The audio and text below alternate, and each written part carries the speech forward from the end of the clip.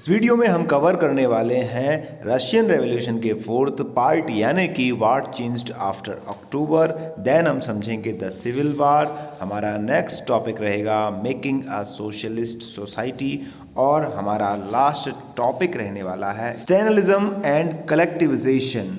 आपको पता होगा कि अक्टूबर के महीने में बहुत ज़्यादा रेवोल्यूशन होता है, गवर्नमेंट को बदल दिया जाता है, जो प्रोविंशियल असेंबली बनाई जाती है उसको भी भंग करके अब सिर्फ और सिर्फ किसका सिक्का चलने वाला है, बोल्शेविक पार्टी। और जैसे ही गवर्नमेंट बोल्शेविकों के हाथों में आती है तो वो अपनी पॉलिसीज़ स्टार्ट करना शुरू कर देते हैं। जैसे कि उनका सबसे पहला मोटो था कि जितने भी प्राइवेट लोग थे उनको गवर्नमेंट के अधीन करना है, मतलब कि जो अमीर लोग थे उनकी अमीरी हटाना है और जो प्रॉपर्टी का डिवाइजेशन है वो हमें करना है। तो उन्होंने शुरुआत से ही यही करना शुरू किया।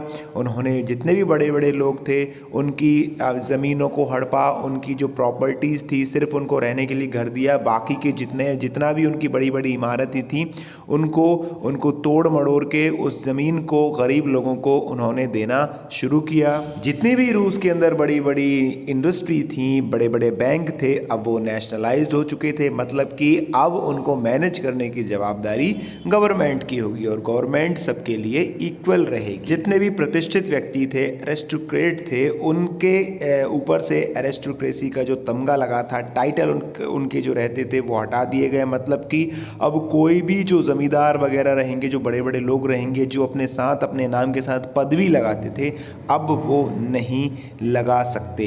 जो भी चेंजेस रसिया के अंदर हो रहे थे वो अच्छी तरह से दिखे, इसलिए उन्होंने प्लान किया कि हम आर्मी की यूनिफॉर्म बदलेंगे। एक कंपटीशन कराया गया और उस कंपटीशन में ये डिसाइड हुआ कि एक जो कैप है वो अब आर्मी को दी जाएगी और उस कैप का नाम क्या था, बुदियोनोवका। बोल्शेविक पार्टी का नाम बदलकर रशियन कम्युनिस्ट पार्टी रखा गया।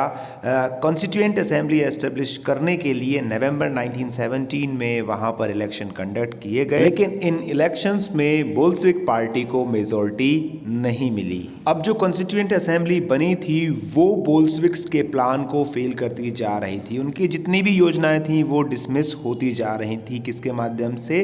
कॉन्स्टिट्यूएंट असेंबली के माध्यम से। तो जनवरी 1918 में क्या हुआ, जो बोल्शेविक का लीडर था लेनिन, उसने पूरी की पूरी कॉन्स्टिट्यूएंट असेंबली को ही भंग कर दिया। मार्च 1918 में जर्मनी के ब्रेस्ट लिटोवस्क में बोल्शेविक्स और जर्मनी की गवर्नमेंट के साथ एक मीटिंग होती है और इस मीटिंग में जो बोल्शेविक्स थे उन्होंने जर्मनी के साथ शांति समझौता के हस्ताक्षर किए, लेकिन जितनी भी पार्टी थी उस टाइम पर रसिया की अपोजिशन पार्टी थी, उन्होंने इसका विरोध किया। इस टाइम तक बोल्शेविक पार्टी थी वो रशिया की सबसे बड़ी पार्टी बन चुकी थी और जब all Russian Congress of Soviets, जो कि रशिया की पार्लियामेंट्री थी, उसके इलेक्शन हुए तो उसमें भाग लेने वाली सिर्फ और सिर्फ एक पार्टी थी जिसका नाम था बोल्शेविक पार्टी। इस तरह से रसिया वन पार्टी स्टेट बन गया।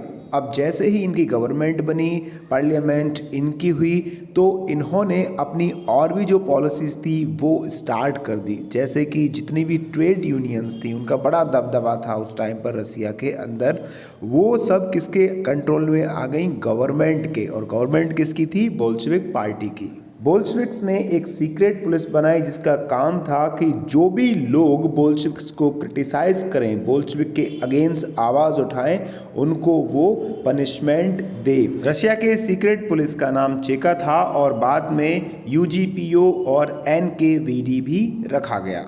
देश में हो रहे बदलाव को देखते हुए काफ़ी सारे जो यंग राइटर्स थे, आर्टिस्ट थे, वो अब पार्टी की तरफ रुख करने लगे, क्योंकि वो समझ रहे थे कि अब जो बोल्शेविक पार्टी है वो बहुत अच्छी पार्टी है, सोशलिज्म हमारे देश में आने वाला है, समाजवाद जिसे हमें कहते हैं, और बहुत सारे लोग पार्टी से जुड़ते चले गए। राइटर्स और आर्टिस्ट जब पार्टी के साथ जुड़े तो उन्होंने अपने एक्सप्रेशंस दिए और काफ़ी सारे चेंजेस अपने आर्ट और आर्किटेक्चर के माध्यम से उन्होंने लाने की कोशिश की, लेकिन ये सभी के सभी डिसइल्यूजन्ड हो गए क्योंकि जो पार्टी थी उसने सेंसरशिप लगा दी थी। बगैर गवर्नमेंट के पूछे आप, बगैर गवर्नमेंट की मर्ज़ी के आप कुछ भी एक्सप्रेस नहीं कर सकते। जो गवर्नमेंट चाहेगी वही आप किताबों में लिखोगे, उसी टाइप की पोइट्री होंगी। तो इससे जो आर्टिस्ट थे वो डिस्करेज हुए और उनका पार्टी से मोहभंग हो गया। सो स्टूडेंट्स, यहाँ तक हमने देखा कि जितने भी बोल्शेविक्स थे, लेनिन थे, उन्होंने अपनी पॉलिसीज़ चलाई और जो अमीर लोग थे उनकी ज़मीनें हड़पी, उनकी बड़े बड़े महल को गिरा दिए गए, उनकी इंडस्ट्री पर कब्जा कर लिया। तो क्या वो शांति से बैठने वाले हैं? नहीं। अब वो भी जो गवर्नमेंट चल रही है बोल्शेविक्स की, उनके साथ फाइट करेंगे और दूसरे लोगों के साथ समझौता करेंगे और फिर उसके बाद रशिया में स्टार्ट होगा सिविल वार। जैसे ही बोल्शेविक गवर्नमेंट ने लैंड के रीडिस्ट्रीब्यूशन का आदेश दिया, जितने भी रूसी आर्मी थी उसके जो जवान थे वो अपने घर की ओर भागने लगे। वजह थी कि वो बहुत सारे पीजेंट्स थे, किसान थे उनमें से ज़्यादातर, तो वो चाहते थे कि भाई हम घर जाएं और इस रीडिस्ट्रीब्यूशन में पार्टिसिपेट करें ताकि हमारी जो ज़मीन है वो हमें वापस मिल जाए। तो वो आर्मी छोड़कर भागने लगे। अब इसके बाद नॉन बोल्शेविक सोशलिस्ट लिबरल्स और जो ऑटोक्रेसी के सपोर्टर्स थे उन्होंने बोल्शेविक्स के इन फैसलों की आलोचना की और वो काफ़ी ज़्यादा इनको क्रिटिसाइज करने लगे। इनके लीडर साउथ एशिया में इकट्ठे हुए और एक इन्होंने ट्रुप को ऑर्गेनाइज किया। उसका उद्देश्य था कि वो बोल्शेविक्स से फाइट करेंगे और उनको नाम दिया गया रेड्स। इसका नतीजा ये हुआ कि साउथ रशिया में 1918 और 1919 के बीच में जो रूसी एम्पायर था उसके ज़्यादातर हिस्सों पर जो हमारे सोशल रेवोल्यूशनरी थे जिन्हें ग्रीन कहा जाता था और जो ज़ार सपोर्टर्स थे उनको वाइट कहा जाता था, अधिकतर इन लोगों का ही वहाँ पर कब्ज़ा रहा।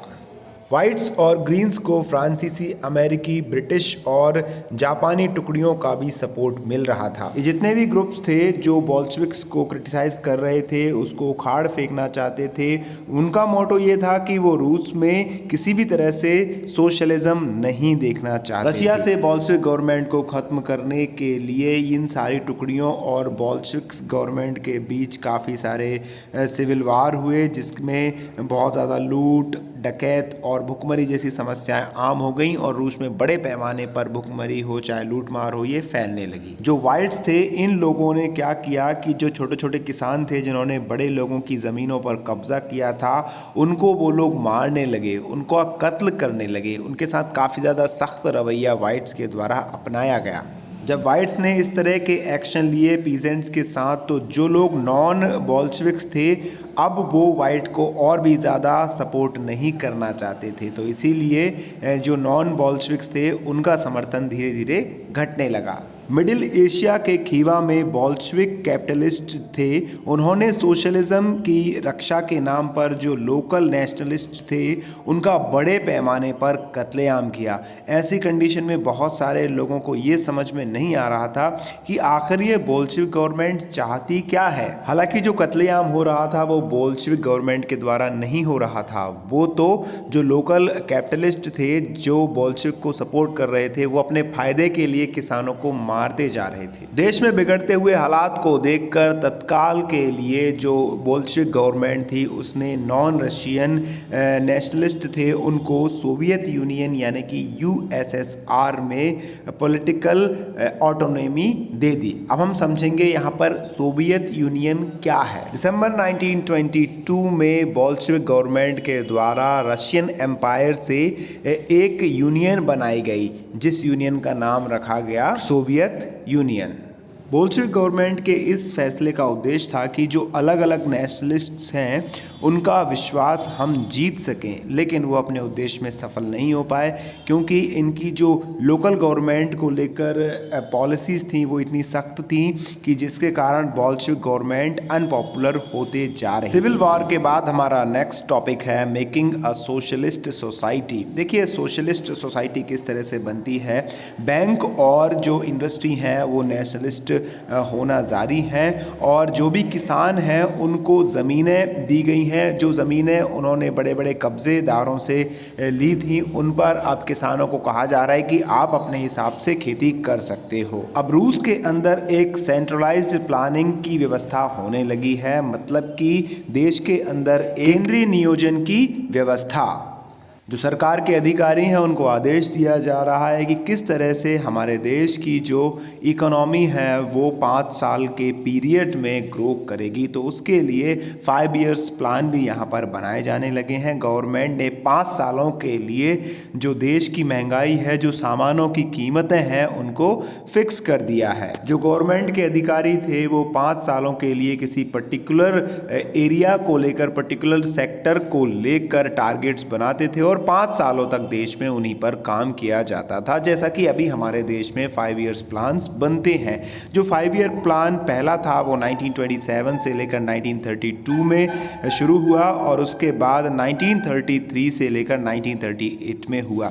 ये दोनों ही जो 5 इयर्स प्लान थे इनमें टारगेट था कि हम इंडस्ट्री को, जो हमारे उद्योग हैं, उनको किस तरह से इम्प्रूव कर सकते हैं, उनको किस तरह से डेवलप कर सकते हैं। जैसा कि प्लान बनाया गया था 1929 से लेकर 1933 में देखने में आता है कि जो आपका ऑयल है, कोयल है और स्टील इंडस्ट्री है, यहाँ पर 100% ग्रोथ देखने को मिलती है रूस के अंदर। जैसे ही रूस में फैक्ट्री ग्रो होती है उसके साथ साथ जो फैक्ट्री सिटीज़ हैं वो भी स्थापित होने लगी हैं। देखिए, देश का सरकार तो ज़्यादा से ज़्यादा उद्योगों को लगाना है, तो इसमें क्या हो रहा है, अधिकारियों को टारगेट्स दिए जा रहे हैं कि भाई इस सेक्टर को आपको इम्प्रूव करना है, ये फैक्ट्री लगाइए, ये इंडस्ट्री लगाइए। तो कहीं ना कहीं उन पर दबाव बढ़ेगा और दबाव जाएगा नीचे के जो सबसे छोटा कर्मचारी है उसके ऊपर कि भाई आप रात दिन करके काम करो। तो जो वर्किंग कंडीशन है वो काफ़ी ज़्यादा पुअर हो गई। जो वर्कर्स थे वो काफ़ी ज़्यादा सख्त जिंदगियां जी रहे थे, उन पर लगातार दबाव बढ़ता जा रहा था, जिसका अंजाम ये हुआ कि पूरे 5 साल में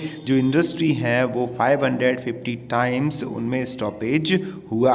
गवर्नमेंट का टारगेट था कि वो स्कूलिंग सिस्टम को भी डेवलप्ड करे और लोगों को रहने के लिए भी उनके लिए जगह दे और जितने भी किसान थे उनके बच्चों को यूनिवर्सिटी तक पहुंचाएं, वो पढ़ाई लिखाई कर सके, जो मजदूर हैं वो भी पढ़ें, जो देश के गरीब तबके के लोग हैं उनको सस्ते से सस्ते हम स्वास्थ्य सेवाएं मुहैया करा सके। तो इस तरह की कुछ प्लानिंग्स गवर्नमेंट के द्वारा बनाई जा रही थी। हालांकि सभी जगह जो रिजल्ट है वो अच्छे सामने नहीं आए। अब हम समझेंगे हमारे लास्ट टॉपिक को, जिसका नाम है स्टैलिनिज्म एंड कल्टिवेशन, स्टालिनवाद और सामूहिकीकरण। अब यहाँ पर जो गवर्नमेंट है वो सिस्टम को क्या करेगी, सबको इंक्लूड करेगी, मतलब कलेक्टिविजेशन स्टार्ट करेगी, लोगों को इकट्ठा करेगी और उनसे कहेगी कि अब आप इकट्ठे होकर काम करिए। सबसे पहला स्टेप उन्होंने लिया एग्रीकल्चर में। एग्रीकल्चर में सब लोगों को क्या करना है, अब कोई फ्री नहीं है कि अपनी अपनी खेती करेगा, सरकार के द्वारा उनको आदेश दिया जाएगा और वो सब मिलजुल कर वो खेती करेंगे।